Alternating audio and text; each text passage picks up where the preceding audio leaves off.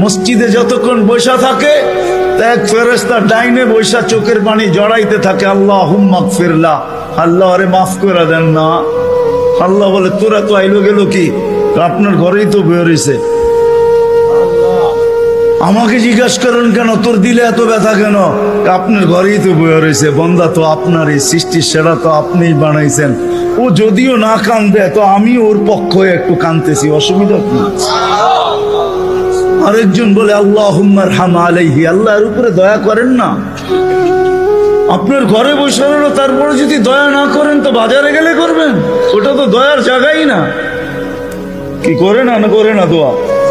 যতক্ষণ মসজিদে বসে থাকে আরেকজন নামাজের সওয়াব লিখতে থাকে। আল্লাহ বলে ঘুমায় তো রইলো, তুই নামাজের সওয়াব লেখোস না কেন? ঘুমাইলো তো আপনার বাড়িতেই ঘুমাইছে, আর কোথায় ঘুমাইছে? সওয়াব লিখবো না তো লিখবো না কেন? এটাও ফেরেশতা চাল।